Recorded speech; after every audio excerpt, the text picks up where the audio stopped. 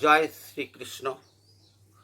কৃষ্ণায় বাসুদেবায় হরয়ে পরমাত্মনে প্রণত ক্লেশনাশায় গোবিন্দায় নমো নমো। নমো মহাবদন্নায় কৃষ্ণ প্রেম প্রদায়তে কৃষ্ণায় কৃষ্ণ চৈতন্য নামনে গৌরতীশে নমঃ। জয় শ্রীকৃষ্ণ। আশা করি সকলে ভালো আছেন। ভগবান শ্রীকৃষ্ণের ইচ্ছায় সকলে শান্তিতে সুখে এবং সুস্থ জীবন যাপন করছে, আনন্দময় জীবন। আনন্দময় বলতে আমরা যেটা বুঝি সেটা হচ্ছে সম্পূর্ণ আনন্দময় জীবন লাভ করতে হলে পারমার্থিক জীবন লাভ করতে হয়। সেটা হয়তো আমাদের সবার দিয়ে সম্ভব হয় না, তবুও যেটুকু আছি আমরা সেইটুকুর মধ্যে আমরা আনন্দ লাভ করতে চেষ্টা করি। এই সংসার জীবনে আমরা রয়েছি, সংসার জীবনেও যদি আনন্দ লাভ করতে হয় তবে ভগবানের সান্নিধ্যে, ভগবানের শেখানো পথে আমাদের সংসার করতে হবে। নিজেদের মতো ইচ্ছা মতো যদি আমরা চলি, সুখ হয়তো পেতে পারবো, শান্তি সম্ভব হবে না কোনো দিন। এই ভগবান বলতে আমি শ্রীকৃষ্ণকে বললাম, কারণ আমার ইষ্ট দেবতা ভগবান শ্রীকৃষ্ণ। আপনার অন্য কেউ হতে পারে, সেটা নিয়ে কোনো দ্বিধাদ্বন্দ্ব নেই। দ্বিধাদ্বন্দ্ব আমার নেই, কিন্তু আমাদের এই সনাতন ধর্মে বিভিন্ন রকম কি বলবো ওই বিভাগ সৃষ্টি হয়েছে। দেখবেন একজন কৃষ্ণ ভক্ত তিনি বলছেন যে দেখো আমরা কৃষ্ণ ভক্ত, অতএব আমরা কালীর প্রসাদ খাবো না।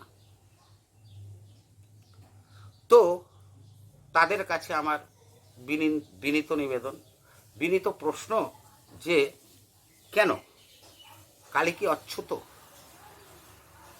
কালী কি অস্পৃশ্য যে আপনি কৃষ্ণ ভজন করেন, কৃষ্ণ সেবা করেন বলে কালীর প্রসাদ খেতে পারবেন না?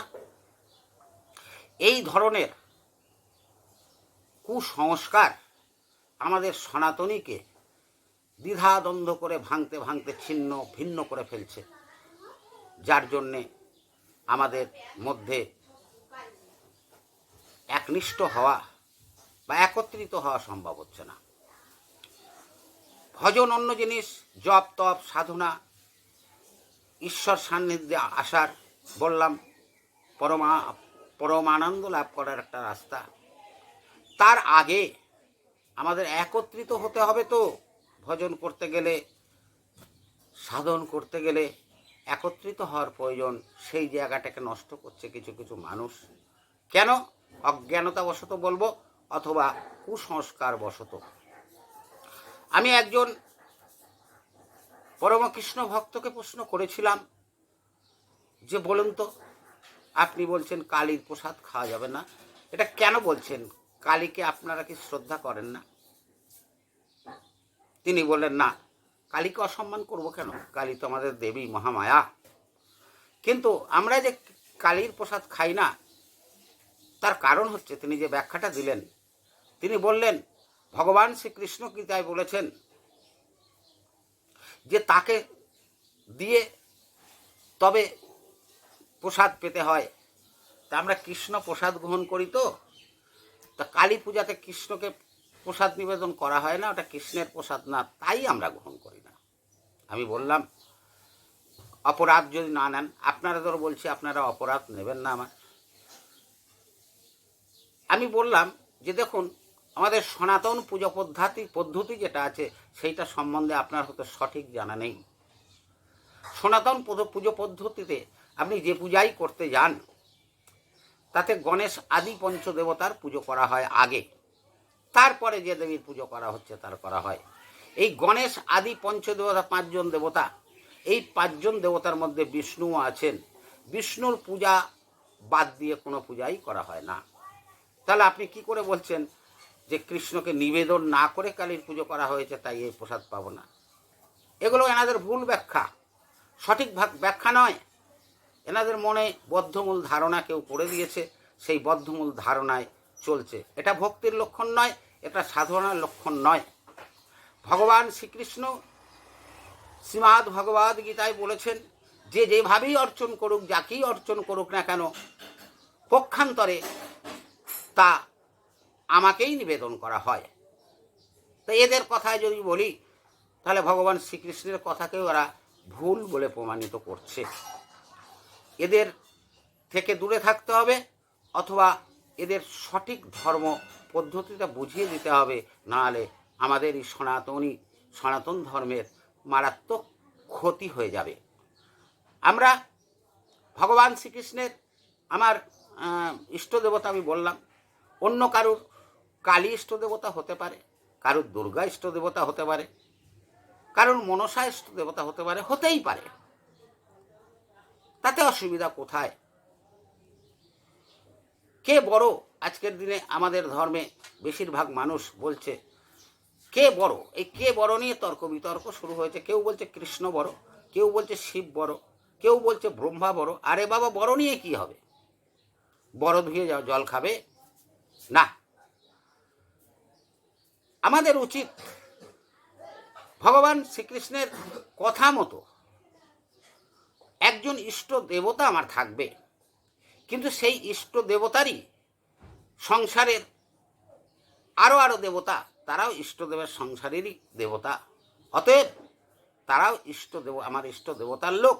তাই আমার ইষ্ট দেবতাকে আমি সর্বদা স্মরণ করব, কিন্তু অন্য অন্য দেবতাকেও আমি সম্মান করব, নাহলে আমার ইষ্ট দেবতাই ক্রোধিত হবেন, আমার সাধন পথে ব্যাঘাত সৃষ্টি হবে। দেখুন, ভগবান শ্রীকৃষ্ণ বলেছেন গীতায়, আমার দ্রব্য আমাকে না দিয়ে যদি কেউ ভক্ষণ করে, গ্রহণ করে, তাহলে সে চৌর্যবৃত্তি করে। খুব ভালো কথা। ভগবান শ্রীকৃষ্ণের কথা সর্বান্তকরণে আমি তো মেনে নিই, আর কারা কারা মানেন জানি না। আবার এই কিছু কিছু ভক্ত আছে, তারা বলছে না গো না, তুমি শূদ্র, তুমি ভগবানকে অন্ন নিবেদন করতে পারবে না, তুমি বৈশ্য, তুমি ভগবানকে অন্ন নিবেদন করতে পারবে না, অন্ন নিবেদন একমাত্র ব্রাহ্মণরাই করবে। এ কথা কোথায় পেয়েছে এরা? পেতে পারে, বেদে পেতে পারে, কিন্তু এই দ্বিধাদ্বন্দ্বকে শেষ করার জন্যে আমাদের শ্রী চৈতন্য মহাপ্রভু ধরাধামে অবতীর্ণ হয়েছিলেন নররূপে।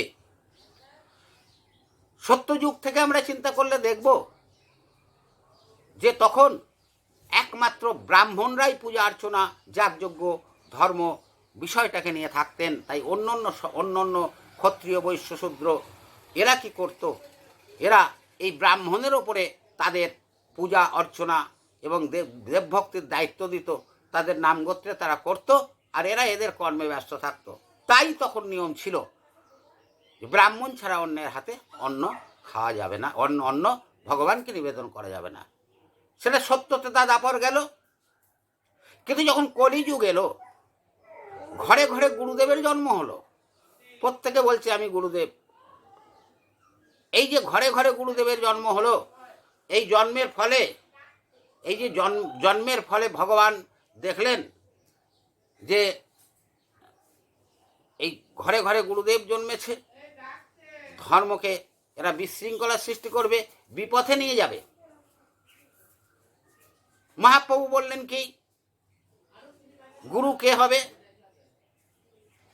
কিবা ব্রাহ্মণ, কিবা বৈশ্য, শূদ্র কেন নয়, যেই কৃষ্ণ তত্ত্ববেত্তা সেই গুরু হয়। এটা মহাপ্রভুর ব্যাখ্যা। তাহলে সে গুরু কৃষ্ণ তত্ত্ববেত্তা। সে আমাদের যে 4টে সম্প্রদায় আছে, 4টে বর্ণ আছে, যে কোনো বর্ণের মানুষ সে হতে পারে। তাহলে এরা কেন বলছে যে ব্রাহ্মণ ছাড়া অন্য ভগবানকে নিবেদন করতে পারবে না? এদিকে ভগবান বলেছেন আমাকে না দিয়ে ভক্ষণ করলে চুরি করা হয়।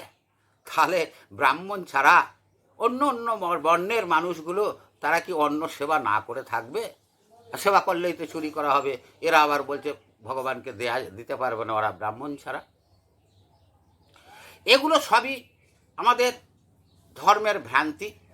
একটা কথা আমাদের মনে রাখতে হবে, একটা গ্রন্থ লিপিবদ্ধ হয়, বারবার তার সংস্কার হয়। সংস্কারের কারণ কি? যুগ উপযোগী করে তোলা হয়।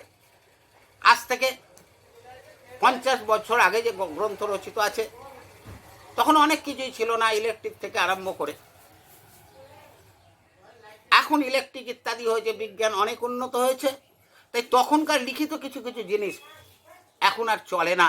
তাই ওই গ্রন্থটাকে সংস্কারের প্রয়োজন। তাই সত্যযুগের ভাবধারা নিয়ে যদি বসে থাকে এরা, তাহলে এই মহা কলিযুগে কৃষ্ণ ভক্তি লাভের রাস্তা দেখাতে পারবে না বলেই ভগবান নিজে শ্রী চৈতন্য দেবরূপে অবতীর্ণ হয়ে বুঝিয়ে গেলেন, দেখিয়ে গেলেন এই রাজ্যে কিভাবে অধিষ্ঠান করতে হবে। এখন বুঝিয়ে যাওয়ার পরও আমরা অনেকেই সেই সত্যযুগের ভাবধারা নিয়ে বসে আছি।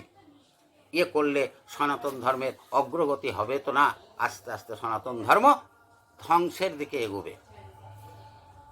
সেই জন্য আমাদের উচিত মনের আভ্যন্তরীণ ভক্তিকে সম্পূর্ণভাবে ভগবানের চরণে অর্পণ করে, যার যা ইষ্ট দেবতা আছে তার পায়ে অর্পণ করে আমাদের ধর্ম সাধনায় এগিয়ে যেতে হবে, জপ তপ ধ্যান ইত্যাদির মাধ্যমে।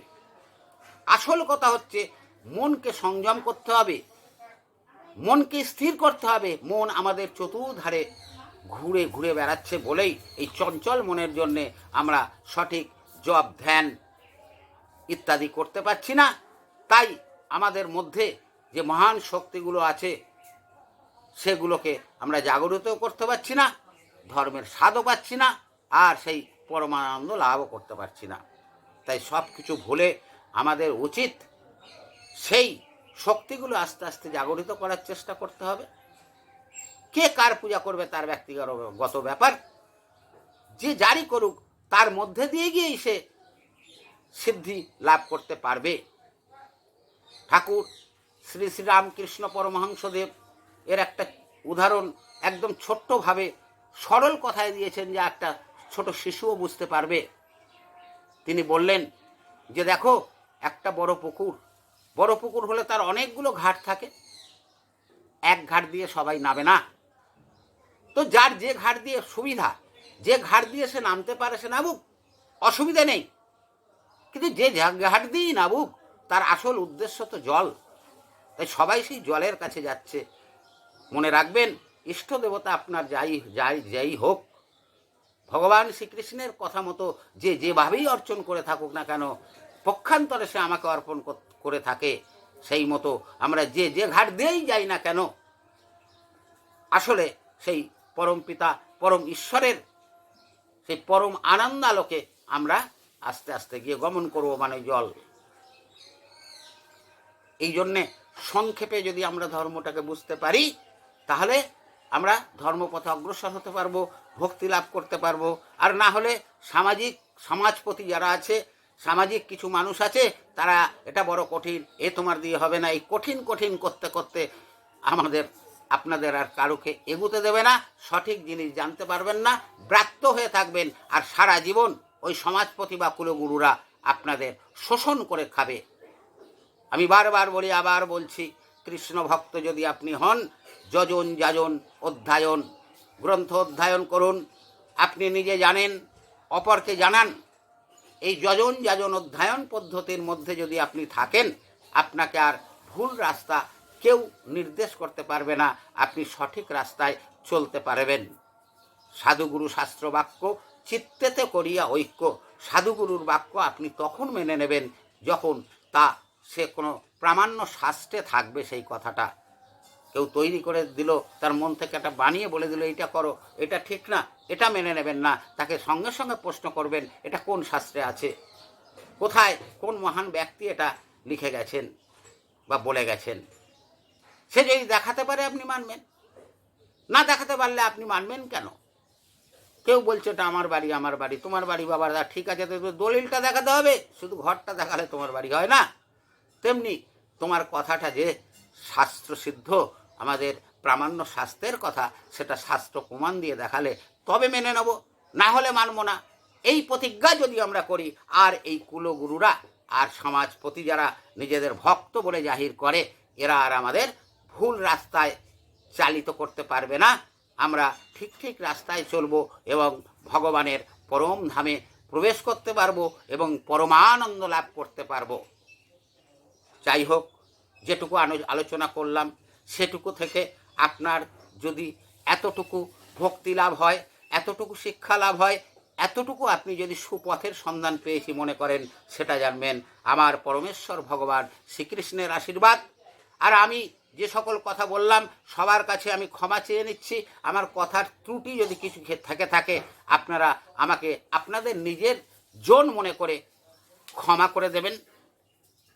আমাদের এই যে চ্যানেলটা চলছে, এই চ্যানেলের কথাগুলো বা ভিডিওগুলো যদি আপনাদের ভালো লেগে থাকে তাহলে আপনারা সাবস্ক্রাইব করবেন, বেল বটন প্রেস করে অল করে রাখবেন, লাইক করবেন, আবার আপনারা কমেন্টও করবেন। কমেন্ট করার দরকার এই জন্যে, আপনারা কমেন্ট বক্সে কমেন্ট করলেই আমি বুঝতে পারবো আপনারা কি জানতে চাইছেন, কি বুঝতে চাইছেন, কি জিজ্ঞাসু আপনার। যদি কোনো প্রশ্ন থাকে জিজ্ঞাসা করবেন, ভগবানের ইচ্ছায় তার দেয়া জ্ঞানে যতটুকু সম্ভব হলে সঠিক উত্তরটা তার আমি দেব। জয় শ্রীকৃষ্ণ। সকলে ভালো থাকবেন, সুখে থাকবেন, সুন্দর থাকবেন, শান্তিতে থাকবেন। ভগবান শ্রীকৃষ্ণের কাছেই প্রার্থনা করে আপনাদের সকলের মঙ্গল কামনা করে ভগবানকে প্রণাম জানিয়ে আমি আমার ভিডিও শেষ করলাম।